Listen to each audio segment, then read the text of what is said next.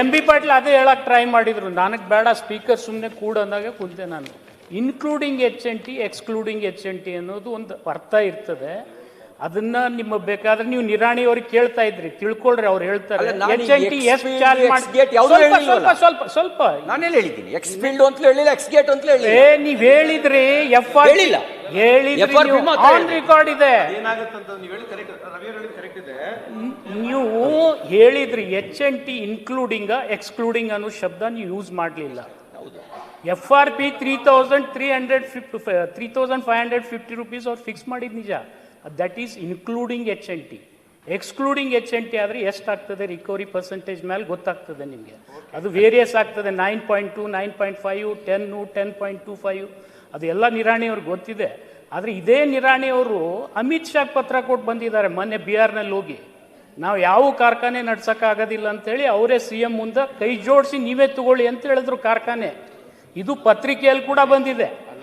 ಅದು ಒಂದ್ ನಿಮಿಷ ನಾನು ಹೇಳ್ತೀನಿ. ಅಷ್ಟು ಕಾರ್ಖಾನೆ ಮಿಕ್ಸ್ ಮಾಡಿ ನಡ್ಸಕ್ಕೆ ಚಾಲನೆ ಕೊಟ್ಟು ಬಂದಿದ್ದಾರೆ. ಇಲ್ಲ, ಚಾಲನೆ ಇಲ್ಲಪ್ಪ, ಇದನ್ನ ಕಾರ್ಖಾನೆಗಳು ನಡೆಸೋದು ಕಷ್ಟ ಆಗ್ತಾ ಇದೆ ಕರ್ನಾಟಕದಲ್ಲಿ. ಕೇಂದ್ರ ಸರ್ಕಾರ ನಮ್ಮ ನೆರವಿಗೆ ಬರಬೇಕು ಅನೇಕ ವಿಷಯದಲ್ಲಿ ಅಂತೇಳಿ ಒಂದು ಮನವಿ ಅವರೇ ರೈಟಿಂಗ್ನಲ್ಲಿ ಕೊಟ್ಟಿರೋದು. ನಾಳೆ ನಾನು ಡಿಸ್ಕ್ಲೋಸ್ ಮಾಡ್ತೀನಿ ಇಲ್ಲಿ.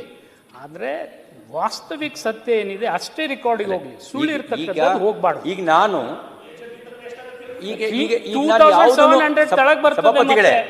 ನಾನು ಈಗ ರಾಜ್ಯ ಸರ್ಕಾರ 3,250 ರೂಪಾಯಿ ಅಂತ ಹೇಳಬೇಕಾದ್ರೆ ಅಲ್ಲಿ HNT ತೆಗೆದು ಸೇರಿಸಿಯೋ ಹೇಳಿದ್ನ, ಅದನ್ನ ನೀವು ಉತ್ತರ ಕೊಡ್ಬೇಕಾದ್ರೆ ಕೊಡಿ.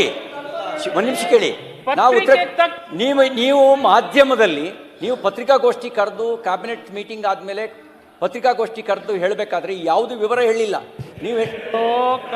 ನೀವು ಕೇವಲ 3,250 ಇಲ್ಲ, ಅದನ್ನ ನಮ್ಮೆಲ್ಲರಿಗಿಂತಲೂ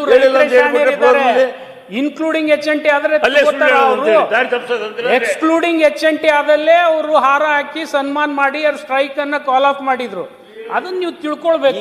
ಈಗ ಸ್ಟ್ರೈಕ್ ಅನ್ನು ಕಾಲ್ ಆಫ್ ಮಾಡಿದ್ರು, ಅದಾದ ನಂತರ ಮತ್ತೆ ಸ್ಟ್ರೈಕ್ ಮುಂದುವರಿತು. ಕಬ್ಬು ಬೆಳೆಗೆ ಬೆಂಕಿ ಹಾಕಿದ್ರು.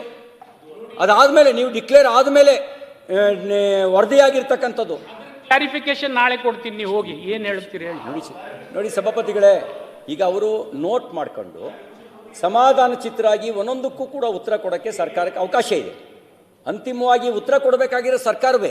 ಹಾಗಾಗಿ ನನ್ನ ವಿನಂತಿ ಇದೆ ತಮ್ಮ ಮೂಲಕ, ಅವ್ರು ನೋಟ್ ಮಾಡ್ಕೊಳ್ಳಿ. ಪದೇ ಪದೇ ಡಿಸ್ಟರ್ಬ್ ಮಾಡಿದ್ರೆ ನಾನೇನು ಯೋಚನೆ ಮಾಡ್ಕೊಂಡು ಬಂದಿರ್ತೀವಿ ಅದು ಉತ್ತರ ಕೊಡುವಾಗ ನೀವು ಕುತ್ಕೊಳ್ಳಿ, ಈಗ ಕೇಳಿಸ್ಕೊಳ್ಳಿ, ಎದ್ದೋಗ್ಬೇಡಿ ಉತ್ತರ ಕೊಡೋ ಟೈಮ್ನಲ್ಲಿ. ಇನ್ನೊಂದು ಈಗ ನೀರಾವರಿ ಯೋಜನೆ ಮುಂಚೆನೇ ನಾನು ಉಲ್ಲೇಖ ಮಾಡಿದೆ. ಕೃಷ್ಣಾ ಮೇಲ್ದಂಡೆ ಯೋಜನೆ, ಕಳಸಾ ಬಂಡೂರಿ, ಅಪ್ಪರ್ ಭದ್ರಾ ಮೇಲ್ದಂಡೆ ಯೋಜನೆ, ಹಾಗೆಯೇ ಎತ್ತಿನಹೊಳೆ ಯೋಜನೆ. ಈಗ ನೀವು ಒಂದು ಮಾತನ್ನು ಹೇಳಿದ್ರಿ, ಪ್ರತಿ ವರ್ಷ 30,000 ಕೋಟಿ ರೂಪಾಯಿ ನೀರಾವರಿ ಯೋಜನೆಗಳಿಗೆ ನಾವು ಖರ್ಚು ಮಾಡ್ತೀವಿ ಅಂತ ಕಾಂಗ್ರೆಸ್ ಪಕ್ಷದ ಪ್ರಣಾಳಿಕೆಯಲ್ಲಿ ಹೇಳಿದ್ದು, ಆಡಳಿತ ಪಕ್ಷದ ಪ್ರಣಾಳಿಕೆ. ನೀವು ಇದುವರೆಗೂ ಹೇಳಿದ್ದೇನು? ಸತ್ಯದ ಬಗ್ಗೆನೇ ಮಾತಾಡಿದ್ರಿ. ನೀವು ಆ ಪ್ರಣಾಳಿಕೆಯಲ್ಲಿ ಹೇಳಿದ ಸುಳ್ಳ ಸತ್ಯನೋ? ಸತ್ಯ ಆಗಿದ್ದರೆ 2.5 ವರ್ಷದಲ್ಲಿ ನೀರಾವರಿ ಯೋಜನೆಗಳಿಗೆ ಎಷ್ಟು ವೆಚ್ಚ ಮಾಡಿದ್ದೀರಿ? ಎತ್ತಿಡೋದು ಬೇರೆ, ವೆಚ್ಚ ಮಾಡೋದು ಬೇರೆ. ಎಷ್ಟು ವೆಚ್ಚ ಮಾಡಿದ್ದೀರಿ ಅದನ್ನು ಕೂಡ ನೀವು ನಿಮ್ಮ ನಿಗದಿತ ನೀವು ಹೇಳಿಕೆ ಪ್ರಕಾರನೇ 30,000 ಕೋಟಿ ಹಣ ಬಿಡುಗಡೆಗೊಳಿಸಿ ಕಾಮಗಾರಿ ಪೂರ್ಣಗೊಳಿಸಿದರೆ ಎಷ್ಟೋ ಯೋಜನೆಗಳು ಪೂರ್ಣ ಆಗ್ತವಲ್ಲ. ಹಾಗಾಗಿ ಇವತ್ತು ನಮಗೇನೊಂದು ರೈತ ತನ್ನ ಹೊಲಕ್ಕೆ ನೀರು ಬರಬೇಕು ಅಂತ ಕಾಯ್ತಾ ಇದ್ದಾನೆ. ಅವನ ಕಣ್ಣೀರಲ್ಲಿ ನೀರು ತರಿಸೋದು ಬೇಡ. ನಾವೇನು ಮಾಡ್ತಾ ಇದ್ದೀವಿ, ಅವ್ನು ರೈತನ ಹೊಲದಲ್ಲಿ ನೀರು ಕೊಡೋದ್ರ ಬದಲಿಗೆ ಅವನ ಕಣ್ಣಲ್ಲಿ ನೀರು ತರಿಸ್ತಾ ಇದ್ದೀವಿ. ಹಾಗಾಗಿ ಅವನ ಕಣ್ಣಲ್ಲಿ ನೀರು ತರಿಸೋದು ಬೇಡ. ಇನ್ನು ಕಿಸಾನ್ ಸಮ್ಮಾನ್ ಯೋಜನೆ, ಕೇಂದ್ರ ಸರ್ಕಾರ 6,000 ರೂಪಾಯಿ ಪ್ರತಿ ವರ್ಷ ತಪ್ಪದಂಗೆ ಕೊಡ್ತಾ ಇದೆ. ತಿಂಗಳಲ್ಲಿ ಒಂದು ದಿನ ವ್ಯತ್ಯಾಸ ಆಗಲ್ಲ, ಗಂಟೆ ಹೊಡೆದಂಗೆ. ಅವತ್ತಿನ ದಿನ ಅಂತಂದರೆ 3 ತಿಂಗಳಿಗೊಮ್ಮೆ ನೇರವಾಗಿ ಅವ್ರ ಖಾತೆಗೆ ಜಮಾ ಆಗುತ್ತೆ. ನಾವು ರಾಜ್ಯದಿಂದ ಅದಕ್ಕೆ ಪೂರಕವಾಗಿ 4,000 ರೂಪಾಯಿ BJP ಸರ್ಕಾರ ಇದ್ದಾಗ ಯಡಿಯೂರಪ್ಪನವರು, ಬಸವರಾಜ ಬೊಮ್ಮಾಯಿಯವರು ಇಬ್ಬರೂ ಸೇರಿ 4,000 ರೂಪಾಯಿ ಕೊಡ್ತಾಯಿದ್ರು.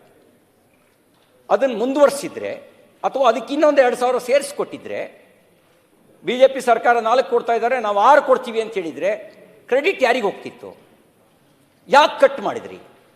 ರೈತ ಹೇಳಿದ ರೀತಿಲೇ ಕೊಡ್ಬೇಕು ಅಂತಿಲ್ಲ, ಬೇರೆ ರೀತಿಲಿ ಕೊಡ್ತಾ ಇದೀವಿ.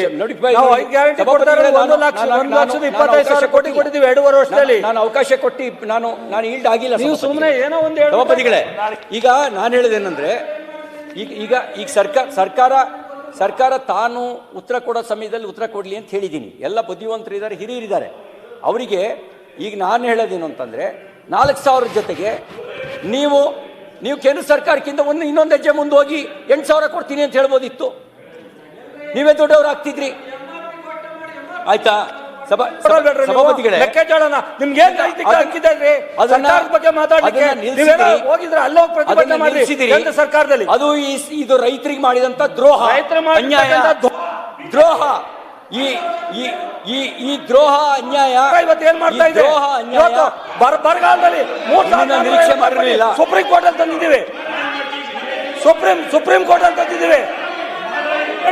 ಲವ್ ಲೆಟರ್ ಬರಿಬೇಡಿ, ಸುಪ್ರೀಂ ಕೋರ್ಟ್ ಅಂತ ಬರಗಾಲದಲ್ಲಿ ಪರಿಹಾರ ಕೊಟ್ಟಿದ್ದೀರಾ ಕೇಂದ್ರ ಸರ್ಕಾರದಲ್ಲಿ. ನಮ್ಮನ್ನು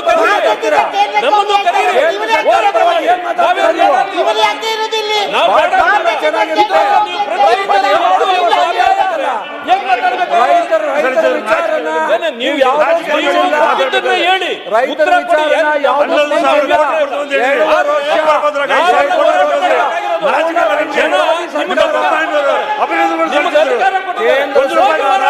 ಸಂಪೂರ್ಣ ರೈತರ ವಿರೋಧಿ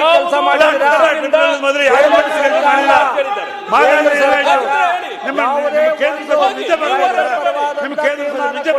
ಅದನ್ನು ಬಿಟ್ಟು ಪ್ರತಿಯೊಂದಕ್ಕೂ ನೀವು ಅಲ್ಲಿ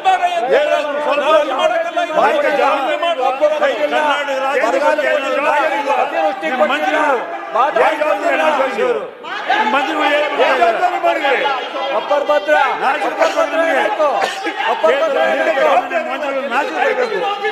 ಎಲ್ಲೆಲ್ಲ ಬಾಯಿ ತೆಗೆದು ಮಾತಾಡಿದ್ರ ಆದಾಯ ಏನ್ ಕೊಟ್ರಿ?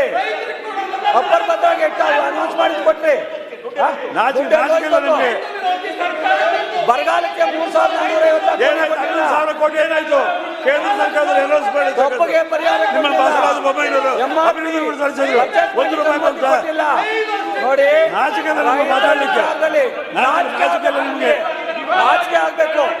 ಬಿಜೆಪಿ ಕೇಂದ್ರ ಸರ್ಕಾರದ ನೀತಿಗೆ ನಾಚಿಕೆ ಆಗಬೇಕು. ನಿಮಗೆ ನಾಚಿಕೆ ಮಾತಾಡ್ಲಿಕ್ಕೆ ನಿಮ್ಗೆ